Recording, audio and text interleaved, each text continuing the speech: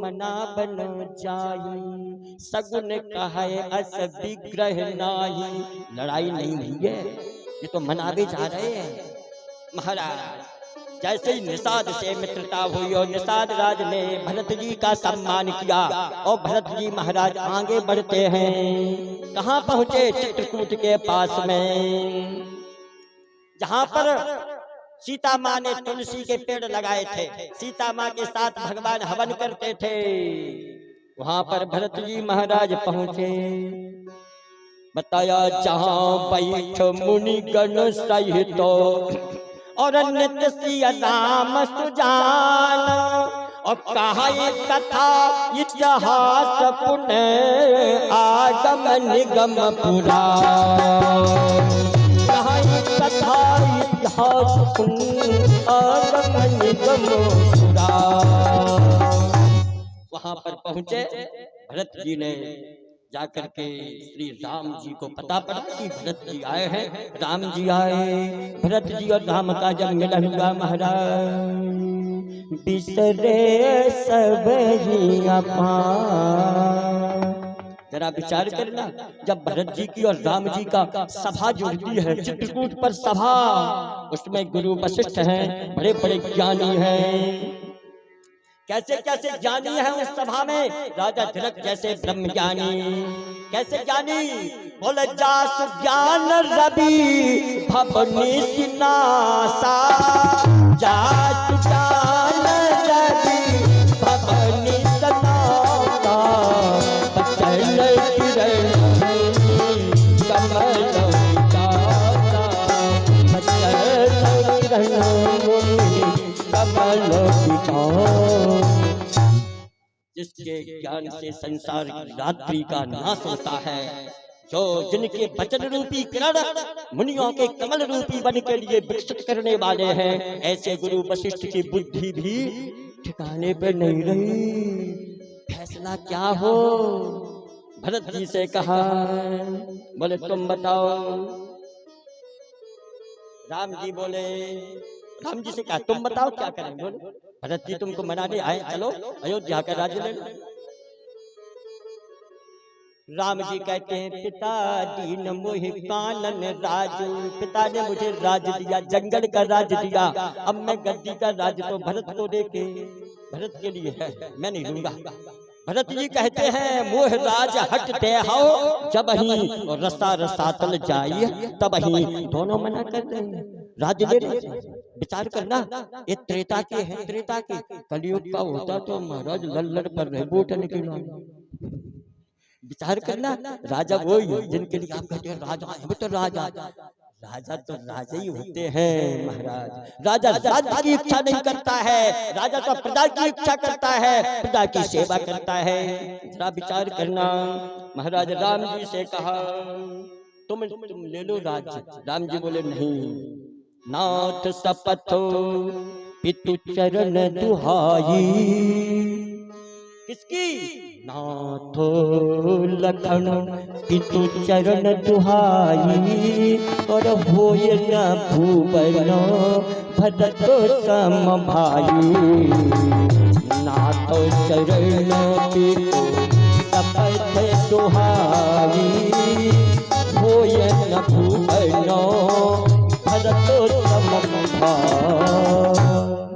भरत के समान भैया होने वाला नहीं है, ये राम की आवाज है। क्या करें भरत जी तुम बताओ? बोले भगवान राम जो आज्ञा देंगे। पहली बात तो ये है, बोले शान जपटी हम मोहि बनो। भैया शत्रुघ्न के साथ में भेज दो बन, तो दोनों भैया वो लौट जाए, राज्य करे अयोध्या का। या न तरु जाहि बनो तीनों भाई, न तरु जाहि बनो तीनों भाई। पदहु नाथ प्रभु पदो शिवकाई, जहि विधि प्रभु प्रसन्न मन होई। करुणा सागर कीजिए सोई, जय विधि प्रभु प्रसन्न मन होई करुणा सागरो कीजियत हो। भगवान राम जिसमें है उसी में भरत बोले मेरी ये इच्छा है। महाराज राम जी ने कहा भरत आप जाइए अयोध्या का राज्य कीजिए। तो भरत जी कहते हैं क्या बढ़िया बात कही भरत जी ने, मुझे कुछ आधार दे दो, आधार जिस आधार के द्वारा मैं अयोध्या का 12 वर्ष तक राज्य कर सकूं, 14 साल तक राज्य कर सकूं। भगवान बोले ठीक है। क्या किया भगवान ने, क्या किया? बोले प्रभु कर कृपा पावरी दीनी, प्रभु कर कृपा पावरी दीनी, सादर भरतो शीस धरनी है, सादर भरतो शीस धरनी। महाराज उन्होंने पावनी थी, भगवान ने उनके लिए रख लिया, अपने सिर पर रख लिया। जरा विचार करना, सिर पर रख करके महाराज चले। अब भगवान कहाँ है? वन में। और भरत जी अयोध्या में आ गए। उन्होंने नंदी ग्राम कर परन कुटीरा, और कीनन बास धर्म ढोर धीरा। नंदी ग्राम में निवास करके अयोध्या का राज्य संचालन करते थे। जरा विचार करना, बहुत बढ़िया बात है, बड़ी अच्छी बात है। क्या इतना समय तक उन्होंने राज्य कर लिया। जब लौट करके आए ना भगवान राम, अयोध्या का खजाना पता कितना था? आजकल के प्रदेश सरकार है कर्ज में डूबती चली जा रही है। अयोध्या का राजा भरत जब रहा 14 साल में खजाना कितना बढ़ा है? कोई ऐसा राजा जब लौट करके आए, भरत जी से कहा बताओ खजाने में कितना माल है जो आपको सौंप गए थे। भरत जी बोले संभाल लो, ये चाबी है। जब खजाना खोला तो उसमें 6 गुना बढ़ा हुआ मिला। 6 गुना, दुगना मुगना नहीं, 6 गुना। इसको कहते हैं प्रजा, इसको कहते हैं राजा, इसको कहते हैं राज्यो। राजा हो तो भरत जैसा राजा हो महाराज। 6 गुना, वाल्मीकि रामायण में लिखा हुआ है 6 गुना देखा खजाना, प्रजा प्रसन्न हो गई। गुरु महाराज कहे भरत मैं तो समझता था तुम कह रहे थे कि मोह राज हटते हो जब ही, रसा रसातल जाओ ये तब ही। तुम जैसे राजा तो भूतो ना भविष्यति, न तो हुआ न होगा। इधर भगवान आगे को बढ़ते हैं। कहाँ आगे को बढ़े? चित्रकूट से महाराज पहुंचे, वन के लिए प्रस्थान करते हैं। आगे बढ़े, बोले एक बार चुन कुसुम सुहाए, निज कर भूषणो राम बनाए। सीतल पहरा है प्रभु सादरो, बैठे फट कौशलायति सुंदरो। महाराज भगवान राम ने बढ़िया माला बनाई फूलों की और सीता जी को पहनाए। एक शिला पर बैठे हैं भगवान। इंद्र का पुत्र जयंतो आ गया कौवा का वेश बना करके। भगवान की ताकत देख रहा है। कौन है? मूर्ख पुत्र, मूर्ख बेटा भगवान की ताकत देख रहा है। जयंतो इंद्र का बेटा कौवा का वेश बना करके क्या किया? बोले सीता चरण चोच हति भागा, मूढ़ मंद मति कारण कागा। चला मुझे नायक जाना,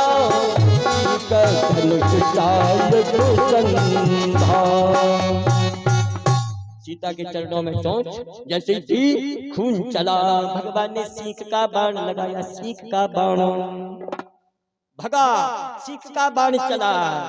प्रेरित मंत्र ब्रह्म सर धावा, ब्रह्म धाम शिवपुर सब लोका, काहू बैठन कहा न होई। महाराज जो खराब व्यक्ति होता उसकी रखवाली कोई नहीं करता। जाकर के पहुंचा, नारद देखा विकल जयंता। नारद संत है, संत का हृदय कोमल होता है। नाग दया कोमल चित संता। समझाया गलती की है इसलिए पठवा तुरंत राम पहचाही। जिसकी गलती करी उसी के पास में जाओ, तुम बच नहीं पाओगे। जैसे ही भगवान के पास आया, भगवान ने उसको मारा नहीं, क्या किया? एक आंख फोड़ दी उसकी, एक नयन कर तजा भवानी। भगवान महाराज जयंत का घर आगे चले। भगवान कहां पर पहुंचे? ऋषियों के आश्रम होते हुए। और कहां पहुंचते हैं? अनुसुईया के पद गए सीता, अनुसुईया के पद गए सीता, मिली बहोरो सुशीलोनीता, मिली बहोरो सुशीलोनी। महाराज अनुसुईया आश्रम में पहुंचे, जहां पर चित्रकूट का दिव्य आश्रम है, जहां पर पतिव्रता शिरोमणि अनुसुईया निवास करती हैं अत्रि ऋषि के साथ में, अपने पति के साथ में। सीता जी का सम्मान किया, सीता जी के लिए पतिव्रत धर्म की शिक्षा देती हैं। कौन? अनुसुईया महारानी। क्या बताया? बहुत बोले 4 प्रकार की पतिव्रता होती है। वेदों में 4 प्रकार की पतिव्रताओं का वर्णन है। नंबर 1, कौन सी पतिव्रता स्त्री? क्या बढ़िया बात कही। बोले उत्तम के यशो बस मन माही, सपने आन पुरुष जग नाही, मध्यम परपति से कहीं कैसे जाता पिता पुत्र कैसे, धर्म विचार समुझ कुल रही, सोन प्रिय क्या? सबसे पहली पतिव्रता सपन्यवान पुरुष जग नाही। दूसरा पुरुष है ही नहीं दुनिया में, सब स्त्री भरी है। पहले नंबर की पतिव्रता को पुरुष दिखता ही नहीं है। संसार में सब स्त्री है, पुरुष है तो मेरे पति ही है। दूसरे प्रकार की पतिव्रता वो कैसी होती है? भ्राता पिता पुत्र निज जैसे, बराबरी का है उसको भैया, बड़ा है उसको पिता, छोटा है उसको पुत्र जैसा समझ करके व्यवहार करती है। तीसरे नंबर की पतिव्रता धर्म विचार समुझ कुल रहाई, जो अपने देखती अच्छे परिवार की मैं हूँ, मुझसे कोई काम बिगड़ न जाए, ऐसे वो सुरक्षित रहती है। वो भी तीसरे प्रकार की पतिव्रता है। चौथे प्रकार की बिन अवसर भय से रह जोई, समय न मिला, भय है, डर है परिवार का, घर का, पति का, काका जी का, भैया का, बेटा का, सास का, ससुर का, वो बच जाती है। वो भी चौथे नंबर की पतिव्रता होती है। अच्छा बोले महाराज, यदि कहीं पतिव्रता स्त्री बिगड़ जाती है तो उसका अगले जन्म में क्या होता है? तो उन्होंने बड़ी अच्छी बात पूछी, रिजल्ट क्या है? बोले पति प्रतिकूल जन्म जह जाई, विधवा होयो पाय तरुणाई, पति प्रतिकूल जन्म जह जाई, विधवा होयो पाय तरुणाई। बड़ा कठिन मामला है। जवानी अवस्था में विधवा हो जाती है, दूसरे जन्म में यदि इस जन्म में उसने कुछ पाप अन्याय अत्याचार किया है, उसके लिए सीता जी सुन रही थी। बोले सहजय पावन नारी, पति से बत शुभ गति लहे। सीता जी के लिए बहुत अच्छी बात सुनाई अनुसुईया जी। पतिव्रताओं की बात सुनाएगी, हलवाई की बात सुनाएगा, दुकानदारी की बात सुनाएगा, वकीलात की बात सुनाएगा, डॉक्टरी की बात सुनाएगा, अपने अपने विभाग की बात सब कोई करते। अनुसुईया ने सुनाया एक कन्या, नर्मदा नाम की कन्या थी इस देश में। एक बार वो इंद्र के पास में गई। जरा विचार करना, बड़े गौर से सुनेंगे। इंद्र के पास इतनी तपस्या की उसने कि इंद्र के पास में, इंद्र ने देख करके उसकी तपस्या से उसको बगल में बिठाया। जैसे वो नर्मदा इंद्र से बात करके उठने लगी। तो नर्मदा ने क्या देखा, जिस आसन पर मैं बैठी थी उस पर इंद्र जल छिड़क रहा है, जल छिड़क रहा है। नर्मदा ने पूछा, इंद्र मेरे स्थान पर तुम जल क्यों छिड़क रहे हो? इंद्र बोला नर्मदा से कि तुम अपवित्र हो। कन्या से कह रहा है इंद्र अपवित्र हो। तो बोले पवित्र मैं कब होंगी? बोले तुम पति बनाकर पवित्र होगी। स्त्री पति सेवा से पवित्र होती है, स्त्री बिना पति सेवा से पवित्र कभी नहीं होती। नर्मदा ने संकल्प ले लिया कि जो कोई मुझे धरती पर मिलेगा पहले नंबर उसको मैं अपना पति बना लूंगी। संकल्प, धरती पर उतरी, कौन मिल गया पहले नंबर? एक अंधा ब्राह्मण मिला, कौशिक नाम का अंधा ब्राह्मण, जिसका शरीर जर्जर था, जर्जर अंधा ब्राह्मण। जरा सोचना, कौशिक नाम का अंधा ब्राह्मण मिला। देख करके नर्मदा ने माला डाल दी, पैर पकड़ लिए। अंधा ब्राह्मण बोला नर्मदा से, कौन हो तुम? नर्मदा बोली मैं नर्मदा हूँ। नर्मदा तुम ये बताओ कहाँ से निकली? बोले अमरकंटक से। अच्छा, तो बोले मेरे पैर क्यों पकड़े? बोले मैंने पति बना लिया आपको। कौशिक नाम का ब्राह्मण बोला कि मुझे पति बना करके नर्मदा तुम सुखी जीवन नहीं बिता पाओगी, मैं बुढ़ा हूँ। तुम्हारी उम्र कितनी है? नर्मदा बोली मैं 22 साल में चल रही हूँ। अरे राम राम, मैं 100 साल का, तुम 22 साल की। मेरे हाथ में पैरों में टक्कर लगने से पूरे में घाव पड़े हैं, घाव। मैं अंधा हूँ। नर्मदा मुझे कुछ दिखता नहीं है। नर्मदा बोली मैं आपको पति मान चुकी हूँ। सेवा करने लगी, पट्टी बनाती, सेवा करती थी महाराज। जब उसके घाव अच्छे कर लिए तो एक दिन पति को तीर्थ यात्रा कराने ले गई। आगे लकड़ी पकड़ करके जा रही थी, पीछे उसका अंधा पति था। बीच रास्ते में एक मांडव ऋषि तपस्या कर रहे थे, तपस्या। नर्मदा आगे और पति पीछे लाठी लिए चले जा रहे थे। नर्मदा तो निकल गई और ऋषि के शरीर में पीछे से उसके पति अंधे ब्राह्मण की ठोकर लग गई। तो श्राप दिया मांडव ऋषि ने, किसको? कौशिक ब्राह्मण को, नर्मदा के पति को श्राप दिया। क्या श्राप दिया?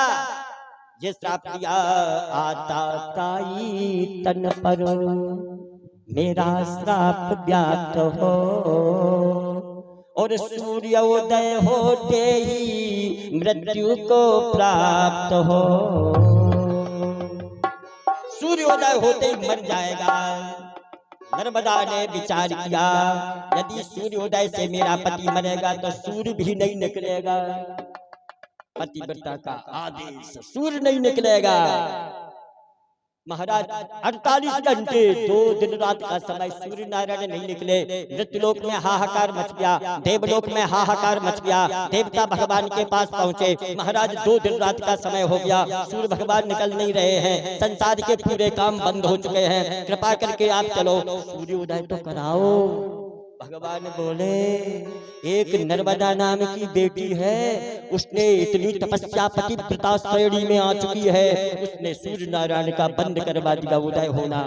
तुम जाओ, चित्रकूट में अनुसुईया नाम की एक देवी रहती है, वो सबसे शिरोमणि है, सबसे ऊंची पतिव्रता है, उसके पास में जाओ। मेरा विभाग नहीं है, जिस विभाग का काम हो उसी विभाग में होता है। ये अनुसुईया ने देवताएं अनुसुईया के पास, अनुसुईया चली चित्रकूट से, जहां पर वो अंधे पति मरा पड़ा था। नर्मदा बैठी थी वहीं पर, पैर पकड़े बैठी थी, पैर पकड़े। अंधेरे में देवता पहुंचे महाराज। देवताओं ने जाकर निवेदन किया।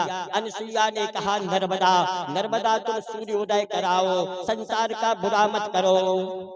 नर्मदा बोली माँ, पैर छूकर अनुसुईया के, मैंने सूर्योदय करा दिया तो मेरे पति मर जाएंगे। अनुसुईया बोली नर्मदा, जो संसार का भला करता है उसका कभी बुरा नहीं होता है। विचार करना, ये बड़ी सूक्ति है, लाइन बड़ी अच्छी है, शब्द बड़े अच्छे हैं। जो संसार का बुरा नहीं करता उसका कभी बुरा हो नहीं सकता। नर्मदा ने लेकर के कमंडल में से जल लेकर के छींटा दिया पूरब की ओर। सूर्य भगवान की ओर। एकदम 12 बज गए, 2 दिन आके थे रुके हुए। जैसे ही 12 बजे तैसे ही नर्मदा का पति मर गया। अनसुईया ने जल लेकर छींटा दिया। नर्मदा का पति जवान स्वस्थ सुंदर नेत्र। अनसुईया ने सीता को समझाया कि ये पतिव्रताओं की ताकत होती है। एक पतिव्रता तो अभी कलयुग की बात है, आज से 400 साल पहले इस भारत भूमि पर एक शांतोबा भगत थे। शांतोबा, उनकी पत्नी का नाम था ज्ञानवती। ज्ञानवती बड़ी सुंदर थी। सुंदर किसे कहते हैं? सुंदरता का लक्षण क्या है? सुंदरता की परिभाषा क्या है? लोग कहते हैं फलाना व्यक्ति बड़ा सुंदर है, लेकिन सुंदर किसे कहते हैं जरा विचार करना। जिसके लिए नाखून से लेकर जो सिर तक सुंदर हो, एक बात। प्रत्येक अंग में जिसकी सुंदरता हो उसको सुंदरता की परिपाटी में आया है। वो नहीं ना कि मुंह तो सुंदर है और पांव टेढ़ा, टेढ़ी है, चपटी है, सिर तो अच्छा है। सुंदरता माने प्रत्येक अंग में सुंदरता हो।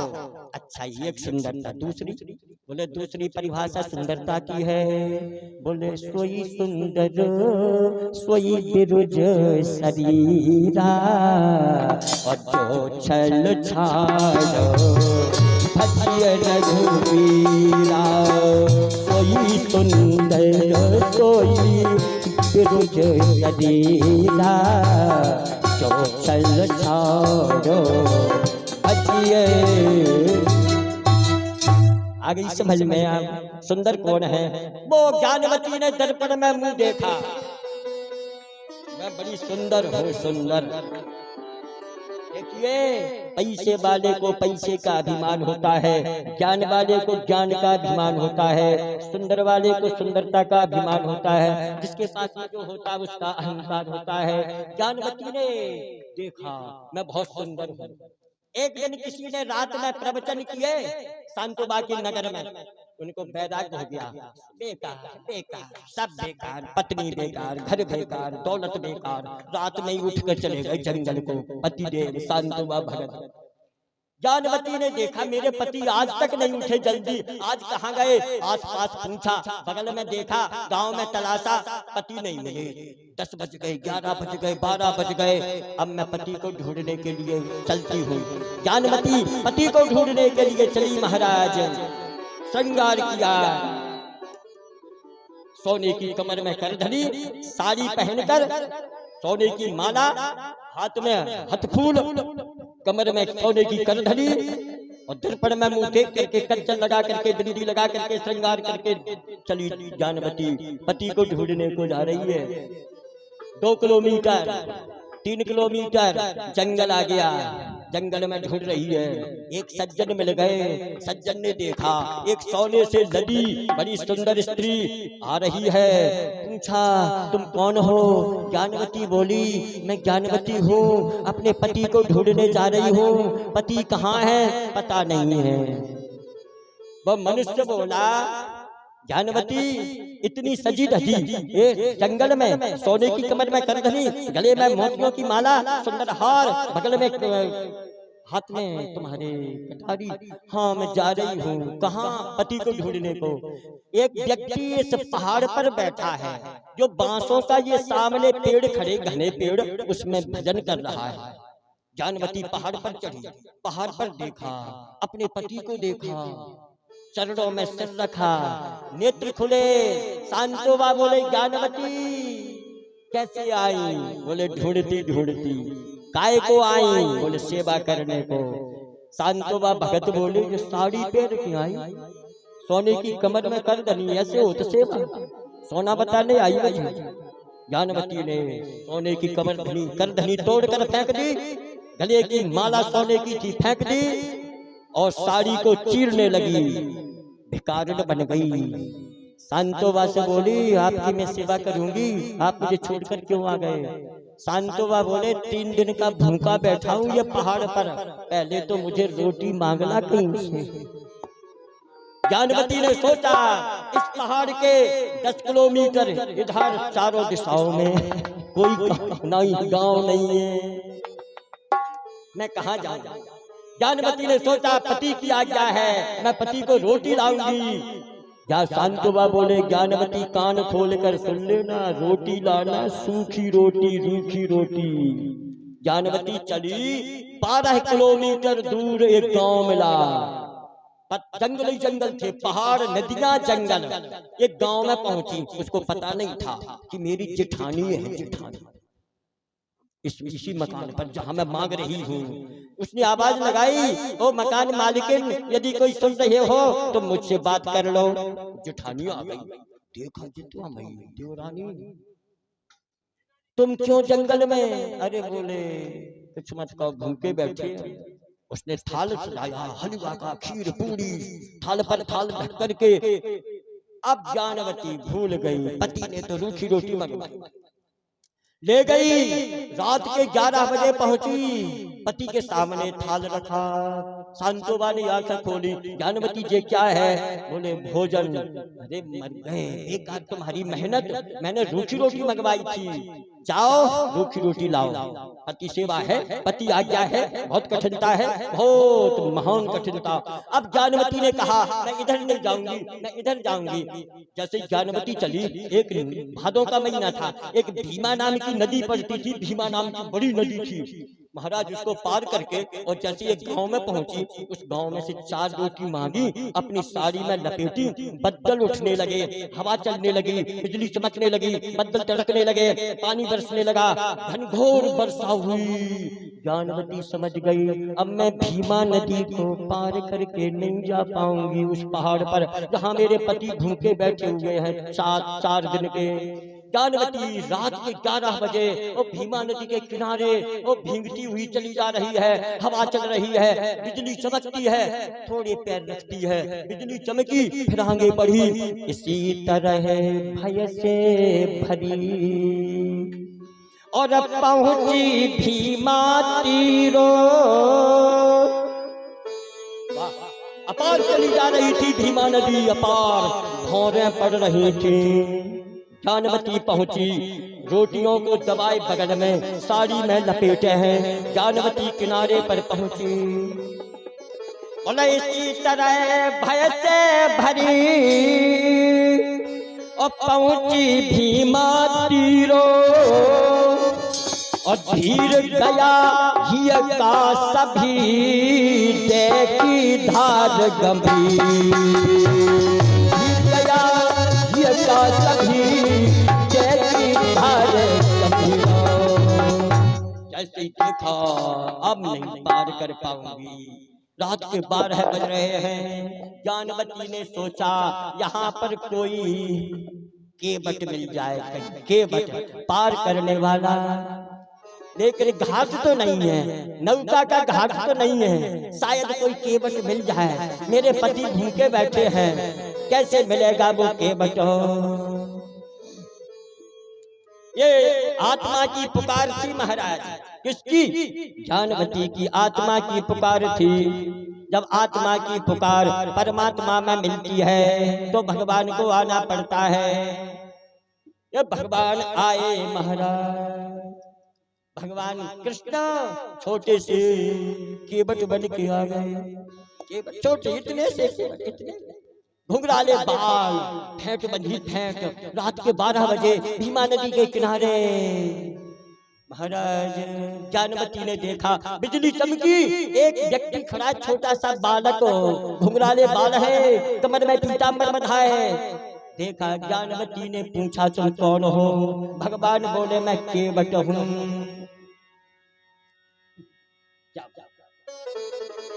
ज्ञानवती कहती है भगवान से, बोले पार करोगे कबन विधि और यह संशय मन माही और सरिता तट तरुणी कतहु केवट दिखत नाहि। सरिता तट तरुणी कतहु केवट दिखत नाहि। पार करोगे कबन विधि यह संशय मन माहे। सरिता तट तरुणी कतहु केवट दिखत। कहीं नौका तो दिखाई नहीं रही, नौका। ज्ञानवती बोली नौका तो दिखाई नहीं रही, केवट बिना नौका के केवट होता नहीं है, नौका जरूर होती है केवट के पास में। तो भगवान क्या कहते हैं ज्ञानवती से, क्या कितनी बढ़िया बात है। भगवान कहते हैं, बोले शंका करे सती मती और धीरज ही में धार, और नौका बिन जाने मैंने कितने कीने पार, नौका बिन जाने मैंने कितने कीने पार। शंका करे सती मती और धीरज ही में धार, राम धीरज ही में धार राम, नौका बिन जाने मैंने और कितने कीने पार। मैं बिना नौका के पार करता हूँ। ज्ञानवती ने सोचा मुझे क्या लेना देना, पार कर दो। ज्ञानवती से भगवान बोले ये रोटियां भीज रही हैं, इनको पीताम्बर ले लो, मेरा पीताम्बर। ओ ज्ञानवती ने भगवान कृष्ण का पीताम्बर ले लिया, उसमें रोटियां रखी और बगल में दवाई। भगवान कृष्ण से बोली ज्ञानवती ये भीमा नदी इतना लंबा पाट इसका और भौरें पड़ रही है, केवट मुझे डुबा मत देना, पति भूखे रहेंगे, मैं मर जाऊंगी। भगवान ये पता नहीं था ज्ञानवती को ये कौन है।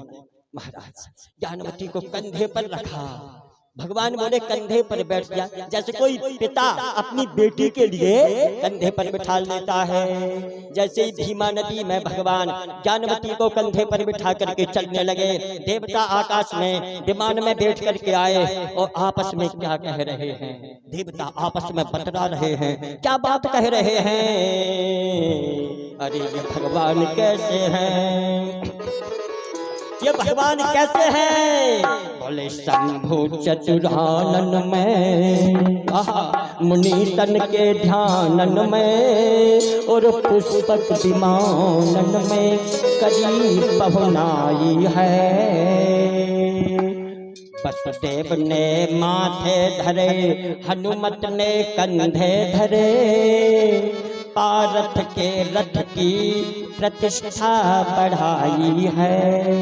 पे ही भगवान आज भीमा भयकारी जानो, पुत्री बनाकर अपने कंधे पर बिठाई है।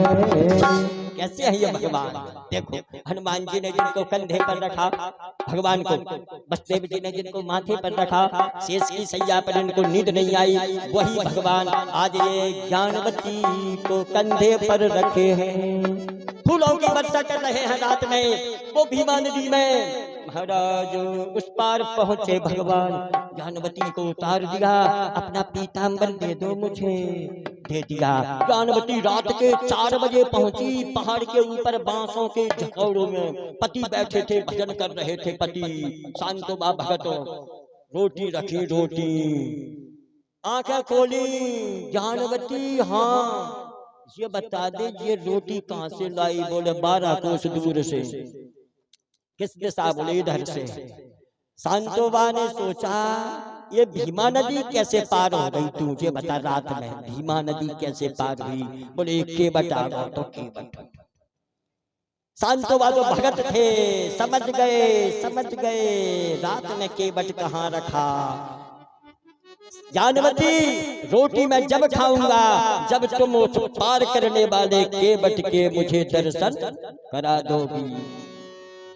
अब ज्ञानवती ने सोचा वो केवट किस देश का होगा, किस विदेश का होगा, परदेश का होगा, कहाँ का होगा, मैं कहाँ ढूंढने जाऊं, पति की आज्ञा है मुझको जाना ही पड़ेगा।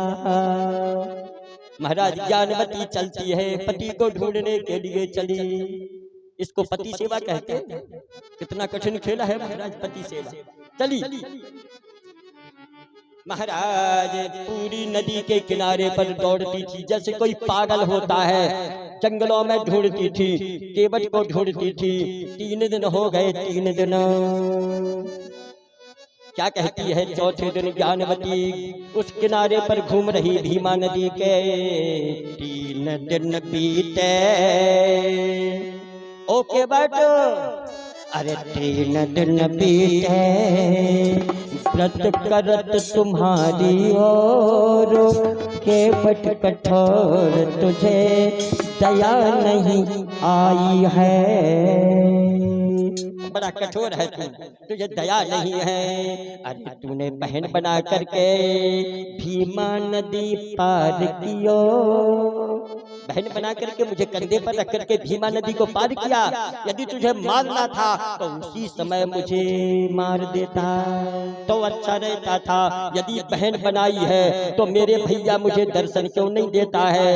ये आत्मा की पुकार थी, घूमती रही। अब मैं जाऊंगी नहीं, जाऊंगी तो केवट को लेके जाऊंगी, पति के पास जाऊंगी तो केवट को लेके जाऊंगी, वो नहीं तो पहाड़ की चोटी से नीचे को सर करके गिर करके मर जाऊंगी। ये निर्णय ले लिया।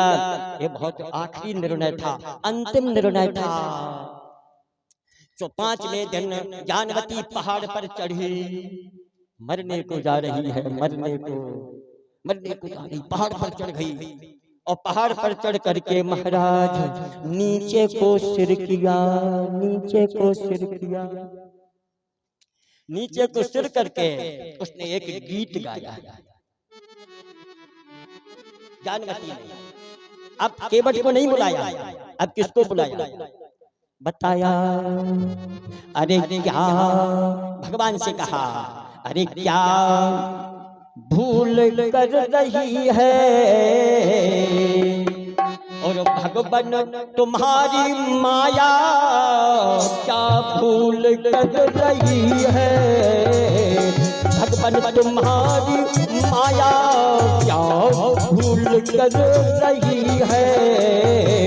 भगवान तुम्हारी माया जिसको बिगाड़ना था, जिसको बिगाड़ना था उसको वृथा बनाया हो। जिसको बिगाड़ना था उसको वृथा बनाया। भाई से मुझको नमरा करो, भाई नहीं मिलाया हो। जग से निराश करती पंचभूत काया। गिरने को जल शिखर से नीचे को सिर झुकाया। गिरने को जो शिखर से नीचे को सिर झुकाया। केवट ने धर्म पुकारा, आया बहन में आया। केवट ने धर्म पुकारा, आया बहन में जैसे ही नीचे को सिर झुकाया, भगवान ने आवाज लगा दी, मैं आ रहा हूँ, तो मरो मत, मरो मत। रुक गई ज्ञानवती, रुक गई। पीछे को देखा, पश्चिम दिशा। द्वारका किधर है? द्वारका किधर है? पश्चिम में। पीछे एक बोई बालक, बोई केवट दौड़ता चला रहा है। वो घुंघराले बाल, बोई केवट आ गया, बाल पकड़ लिए ज्ञानवती ने, हाथ पकड़ लिया। भगवान बोले बाल तो छोड़ दो, दुखते हैं, हाथ पकड़ लो। क्या बात है, चलो मेरे पति के पास। भगवान को ले गई। इसीलिए भजन हो रहा था शांतोबा भगत का, उसकी कामना पूर्ण हो गई। पत्नी ने भगवान का दर्शन कराया अपने त्याग से। इसको कहते हैं पति का, पत्नी का त्याग। ऐसी कौन है पत्नी महाराज? क्या उर्मिला ने मना कर दिया था लक्ष्मण से, मैं नहीं जाऊंगी। लक्ष्मण बोले चलो तुम बन के लिए, तुम्हें दिक्कत हो तो मैं 2-4 दिन को नहीं जा रहा हूँ, 14 साल के लिए जा रहा हूँ। उर्मिला विदा कर दो, और नहीं साथ में चलो। तो उर्मिला ने क्या उत्तर दिया था लक्ष्मण को? पत्नी ने, उर्मिला ने कहा था, बोले किसके? लक्ष्मण जी बोले मेरे साथ चलो, तुम पत्नी हो, चलो। उर्मिला ने क्या कहा था? बोले किसके? उसके साथ जो और सेवा करने जायो। आप सेवा करने जा रहे हो, और सेवक का कब धर्म है, पत्नी को ले जाओ। सेवक का धर्म नहीं है पति। यदि आप मुझे ले जावेंगे, उर्मिला ने कहा था लक्ष्मण से, यदि आप मुझे ले जावेंगे तो कर्तव्य में बाधा आवेगी, कर्तव्य में बाधा आवेगी। आप मुझे ले जावेंगे, कर्तव्य में बाधा आवेगी। हो गया जो मेरा मोह प्रबल तो सबसे बात छूट जाएगी। हो गया जो मेरा मोह प्रबल तो सबसे बात, इसलिए पत्नी को नहीं ले। एक त्याग है। क्या कहा महाराज? सीता जी के लिए अनुसुईया ने महाराज वरदान दिया, और वरदान दे करके बड़े बड़े संतों के, अगस्त्य ऋषि के, अत्रि के आश्रम से होते हुए महाराज कहाँ पहुंचे? भगवान पंचवटी पर पहुंचे। क्या जहां पर कौन रहती थी? शूर्पणखा रहती थी।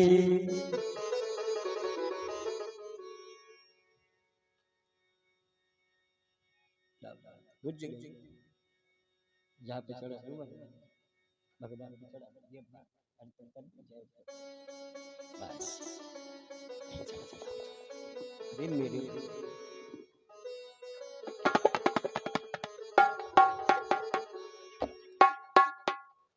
बोलिए श्री सच्चिदानंद भगवान की जय।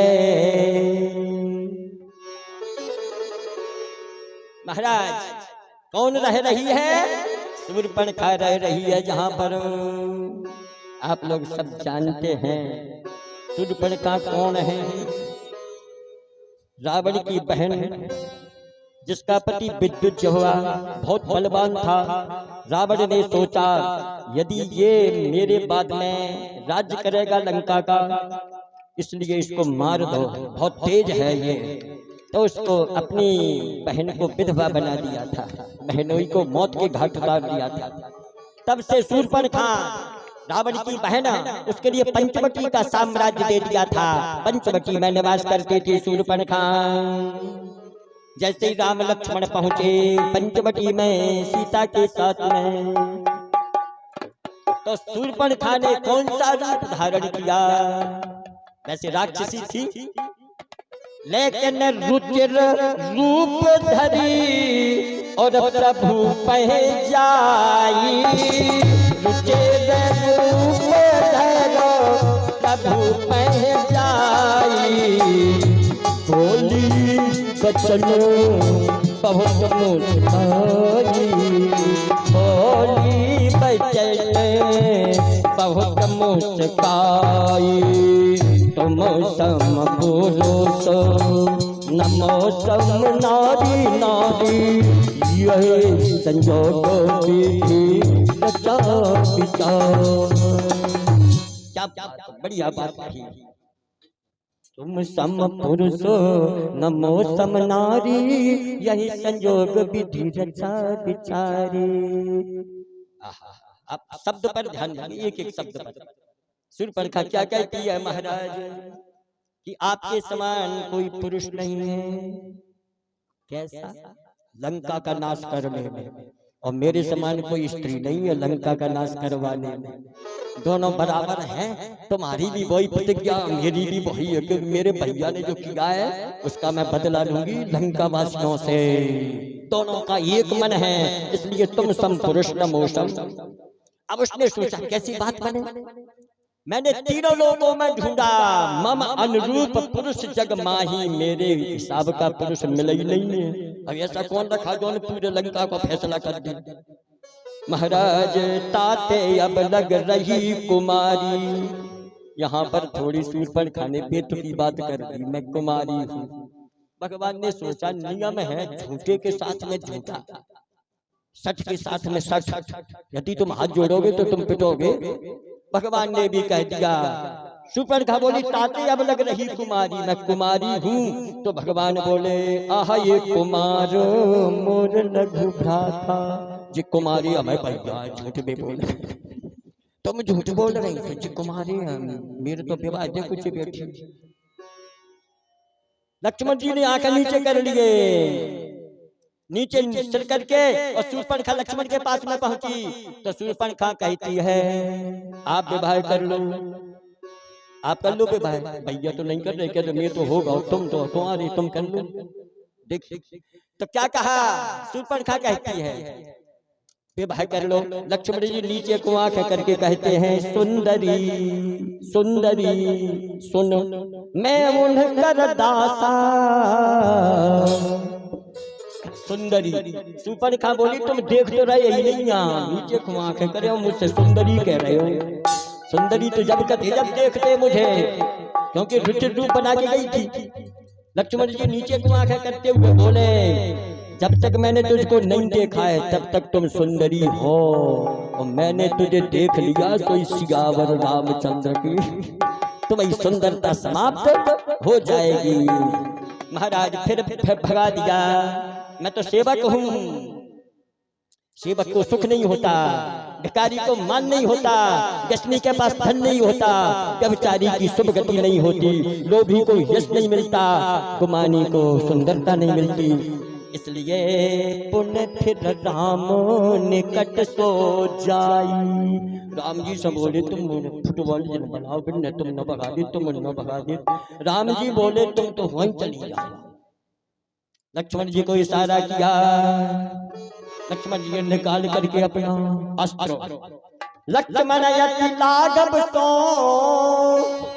नाक कान बिन कीन, रामा नाक कान बिन कीन, ताके करो रावण को मनो चुनौती दीनो, ताके करो रावण को मनो चुनौती। एक चिट्ठी जल्दी रावण के लाने, शूर्पणखा की नाक कान कटी और चिट्ठी पहुंच गई। जैसे ब्याह को शुद्ध करा पहुंचाते नहीं, ऐसे लंका को रावण को शूर्पणखा ने एक चिट्ठी दे दी। शूर्पणखा पहुंची, अशुभ रूप नाक कान कट गए। पहुंची महाराज तो 16,000 राक्षसों के खरदूषण आया। खरदूषण के लिए भगवान ने सेना के साथ में मारा। जब खरदूषण मर गया तो महाराज कहां पहुंची शूर्पणखा? रावण के पास में। क्या कहती है रावण से शूर्पणखा? बोले बोली बचन क्रोध कर भारी, बोली बचन क्रोध कर भारी, शेष कोष की सुरति विसारी, रची पालो सोमत दिन राती राती, नहीं सुधता पहुँचे बोली बचन क्रोध कर भारी, देश कोश की सुरत विसारी। तुमने ध्यान समाप्त, न देश का न खजाने का, रात दिन पिए मदरा सोते हो, तुमको पता नहीं तेरे सर पर शत्रु आ गया है। रावण ने देखा,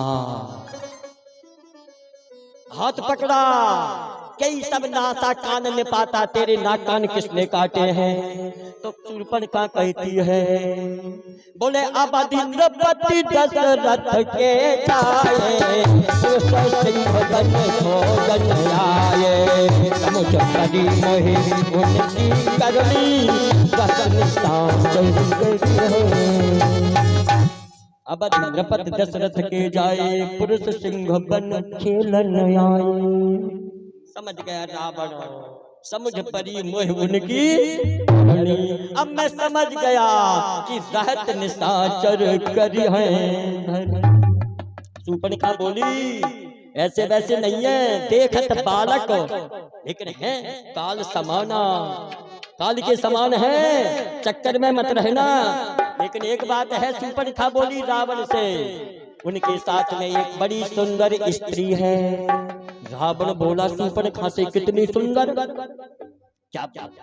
तो शूर्पणखा कहती है सही बात है, बोले शोभा धाम राम यस नामा, तिनके संग नारी श्यामा, रूप राशि विधि नारी सम बारी रवि सत को तो ताक बलहारी शोभा धामो राम यस नामा शोभा के भंडार ऐसे राम उनके साथ में एक सुंदर स्त्री है दिव्य स्त्री है उसके छोटे भैया लक्ष्मण नाम के भैया ने मेरे नाक कान को काटे हैं। रावण बोला खरदूषण के पास क्यों नहीं गई? बोले मर गए सब। कितने महाराज कितने मर गए? बोले 14,000 राक्षस। खरदूषण ने राम की सुंदरता देख करके धनुष पर बाण नहीं चढ़ाया, केवल सुंदरता को देख करके मैं नहीं लड़ूंगा। महाराज अब उसने कहा, रावण ने निश्चय किया, निश्चित कर लिया रावण ने कि सुर रंजन भंजन मही भारा जो भगवंतो लीनय अवतारा तो मैं जायो पैर हटी करहूँ प्रभु तज प्राण तजे भव तरहूँ वही है भजन तामस देहा मनितम भजनो मंत्र डगे। यदि भगवान ने धरती का बार उतारने को अवतार ले लिया है तो मैं जाकर के पैर करूंगा और भगवान के बाण से प्राण छोड़ करके संसार सागर से पार हो जाऊंगा। और यदि मनुष्य के रूप में कोई है तो उनको जीत करके उनकी स्त्री को हरण करूंगा। ऐसा मन में सोच करके किसी की सलाह नहीं ली, अकेला ही आधी रात के समय कहाँ पहुंचा? मामा जी के घर पहुंचा। समुद्र के किनारे मामा मारीच रहते थे। रात की आधी रात महाराज भगवान जाकर के क्या बात है विचार किया उन्होंने। मारीच ने देखा मामा भाने जाए आधी रात कमाए बहाने दिन में नहीं आए आधी रात। अब देखिए डर बड़ा होता है डर। एक बात बताइए, मामा भानेज की पूजा करते के भानेज मामा की करते? विचार की बात है, लेकिन डर खराब होता है। खराब आदमी है रावण। मामा महाराज मारीच ने क्या किया? बोले कर पूजा मारीच तब। मारीच ने पूजा की और सादर पूछी बातो। पूछा तुम बड़े तेज हो, बड़ी व्यग्र हो, बड़ी क्रोध में हो, आधी रात को काहे घुमाए? का दिन नहीं उग तो महाराज लंकेश रावण ने मामा मारीच से पूरी कथा सुना दी। ऐसा ऐसा हो गया है, सूर पर खा के नाक कान कट गए, तो मैं क्या करूं? मामा बोले मारीच मैं क्या करूं? बोले हो कपट मृग तुम छलकारी। तुम छल से कपट के मृग बन जाओ, माया तुम जानते ही हो, सोने के मृग बन जाओ और सोने की सीता के सामने घूमना। स्त्रियों का मन सोने में ज्यादा रहता है। वो कठलाओ बनवा दूं, वो मालावर बनवा दूं, वो 2 चुड़ियाओं बनवा दूं, वो को सोने की कंधनी तो ही बनवा दूं, बगल में गिट्टी आ गई है, आस पास सब पैर है। कहने का मतलब सीता का मन सोने में बस जाएगा तो जाकर के मैं हरण कर लाऊंगा। महाराज मारीच ने समझाया। जरा सोचना, मारीच समझा रहा है। मारीच क्या कहता है रावण से? बोले जाहू भवन कुल और कुल कुशल बिचारी। जाहू भवन कुल कुशल बिचारी। तुम तो जदाती नेति बहुगारी, नेति जदाती नेति। भानेज को गाइन दे रहे मामा साहब। जैसे ही कहा कि तुम जो मत करो, अपने घर को चले जाओ वापस। रावण से कहा तो रावण कहता है क्यों रे मामा, तुम मेरा गुरु है क्या? मुझे तू ज्ञान सिखा रहा है? ये बता मेरे समान कोई योद्धा है क्या? सोई मारीच समझ गए कि अब ये मौत की तरफ जा रहा है, फारम भर रहे मौत। मतलब तो हमें कहा है, मान नहीं रहे। भाई समझाना अपना काम है। मारीच ने सोचा कि मैं भगवान के बाण से क्यों नहीं मरूंगा। मारीच ने कह दिया ठीक है, मैं सोने का मृग बनता हूँ, आप अपनी तैयारी करें। महाराज जब मामा मारीच सोने का मृग बना, भगवान के सामने भगवान कंदमूल फल लेने गए। लक्ष्मण से कहा सीता केरी करहु रखबारी, सीता की रखवाली करना, बुद्धि विवेक बल समय विचारी। राक्षस बहुत फिर रहे हैं। भगवान चले गए। वो सोने का मृग देखा, मैं जा रहा हूँ, लक्ष्मण तुम यहाँ पर रक्षा करना। जैसे ही भगवान ओ मृग भगा, ओ भगवान उसके पीछे भरे, जिसका कोई आदि मध्य अंत नहीं है, वो भगवान भी सोने के मृग के पीछे। इधर रावण आ गया, देखा कोई नहीं है। लक्ष्मण जैसे ही वो बाण दिया तो हा राम हा लक्ष्मण कह दिया मारीच ने। लक्ष्मण ने सोचा मेरा नाम, मेरे भैया का नाम, कुछ गड़बड़ है। चाहु बेग संकट अति भ्राता, सीता ने कहा लक्ष्मण तुम भी चले जाओ। लक्ष्मण भी चले गए उधर। इधर रावण ने देखा कोई नहीं है, सीता के पास कोई नहीं है। तो सुन बीच 10 कंधर देखा, सुन बीच 10 कंधर देखा, आवाज करो यति असुर चढ़ाई, 19 नन्ही दौड़नो अन्न खाई। 16 शीश स्मान की नाई, सौपति तयो चला भरहाई। मन पंथ पगो ते तो खगता, रहन ते गटनो बुद्धि लगले। सुना देखा सन्यासी बन करके आ गए, जिसके डर से देवता भी डरते थे। रात्रि में नींद नहीं आती थी, दिन में रोटी नहीं खाते थे। वो राक्षस राज रावण कुत्ते की तरह चोरी करने को जा रहा है। इतने चिताई चला भले हाई। जब कुपंथ पर जीव पैर रखता है, उसका तेज तन बुद्धि समाप्त हो जाती है। नाना विधि कई कथा सुनाई। रावण ने सीता के लिए बहुत प्रकार की बातें बताई। सीता चिंता मत करना, सोने की लंका तेरे लिए है, मंदोदरी जैसी रानी तुम्हारी सेवा करेंगी। सीता ने देखा भी नहीं। तब रावण ने निज रूप दिखावा। रावण ने अपना रूप दिखाया, वो दशमुख वाला भाई सब है। डर गई जब नाम सुनावा। नाम सुनाया तो क्या कहती है सीता, कहे सीता धर धीरज गाढ़ा, वो आए रहे प्रभु रहे खल ठाड़ा। अरे रुक जा जरा, भगवान आ रहे हैं। इतने में तो महाराज वो जैसी निकली भिक्षा के लिए डालने के लिए, उसी समय रावण ने क्या किया, वो रेखा को लांग करके बाहर आई। क्रोधवंत तब रावण और लीने सिरथ बैठार, और चला गगन पथ यातुर, भयरथ हाँक न जा। चला गगन पथ यातुर, भयरथ हाँक न। देखिए बढ़ियाई बड़ी होती, बढ़ियाई कमजोरी होती है, बढ़ियाई जो कर पाए। चोरी करने वाले में कमजोरी आ जाती है। तो डर रहा है, आकाश मार्ग में जा रहा है, सीता को पुष्पक विमान में बिठा करके। सीता रोने लगी, क्या कह रही है, अरे हाँ जग ये को वीर रघुराया, कहीं अपराधो रे उदाया।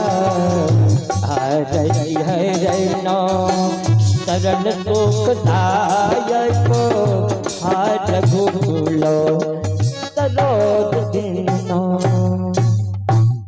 हाँ लक्ष्मण तुम्हारे नहीं दोषा। चिल्लाती चली जा रही हैं। एक बात कहा उन्होंने, अरे विपत्ति मोर को, मेरी विपत्ति अरे प्रभु ही सुनावा। कौन सुनाएगा भगवान को।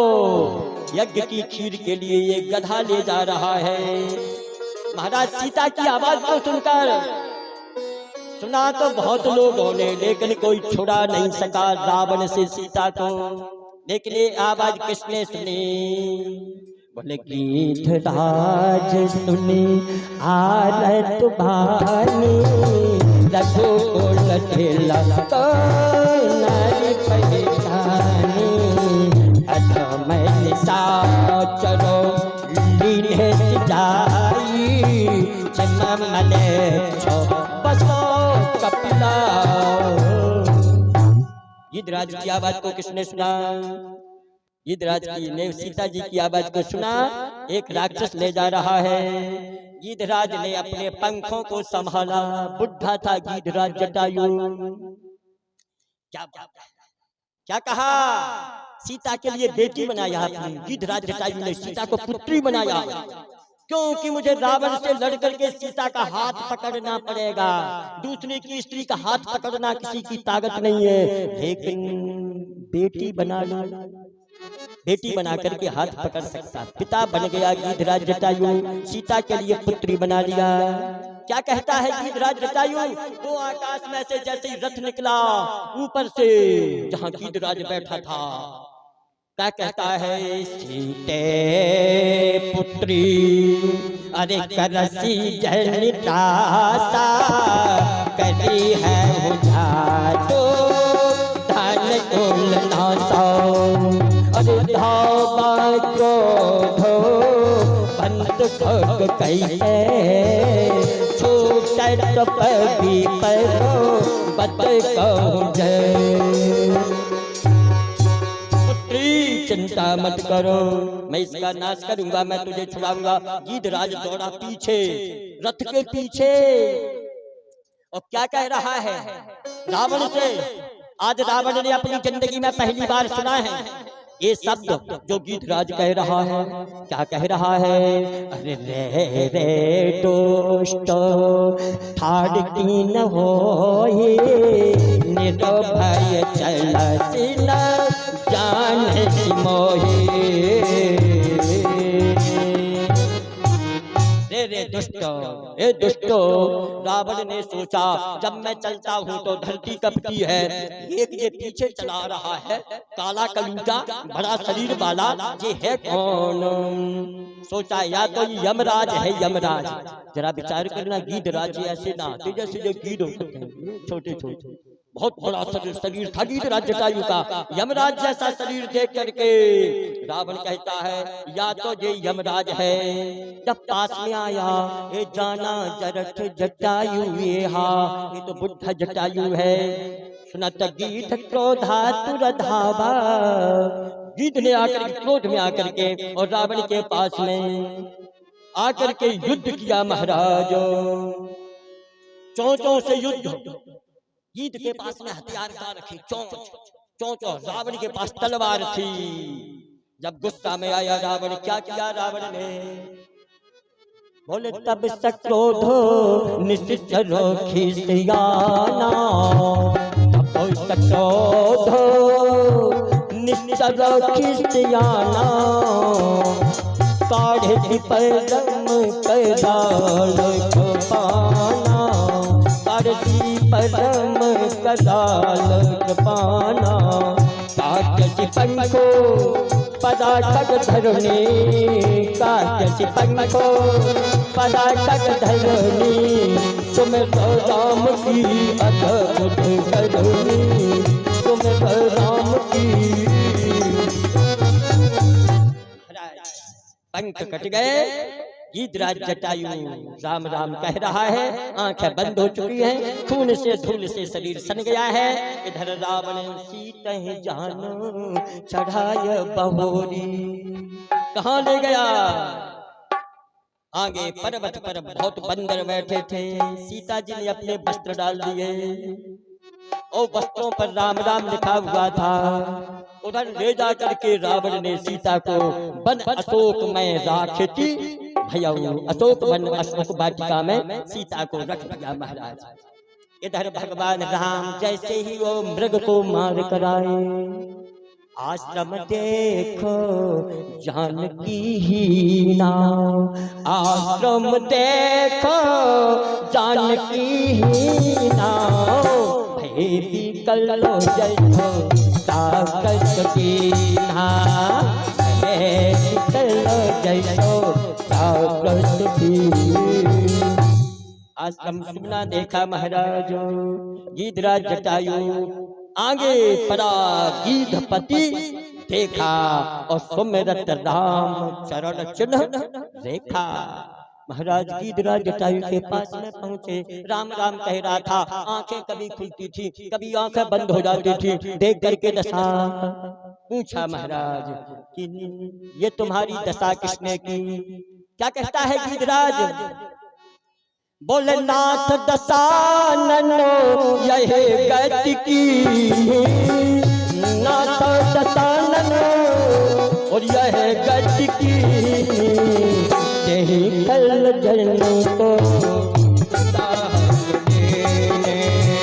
यही कल जनों को साहस देने ले दक्षिण देशो गया गुसाई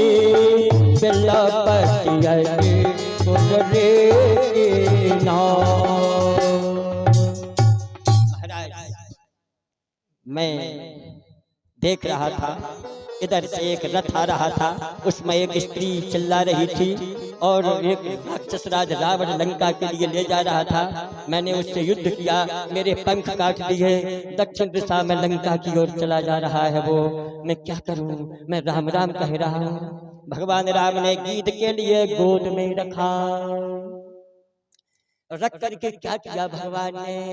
अपनी जटाओं से उसकी धूल झाड़ रहे हैं, जो खून से लगी, जो कटे पंख में धूल जमी है, भगवान अपनी जटाओं से झाड़ रहे हैं। अरे गीध को गोद में राखो कृपा निधि, नैन सरोजनो में भगवारी, बाजई बारो संभारत पंख, जटायु की धूलो जटायु तो धार। अपनी जटाओं से धूल झाड़ रहे हैं। गीधराज बोले भगवान से, महाराज मैं मर रहा हूँ, अब रुकूंगा नहीं। तो राम जी बोले, ए गीधो क्या? बोले राम कहा तन राखऊं ता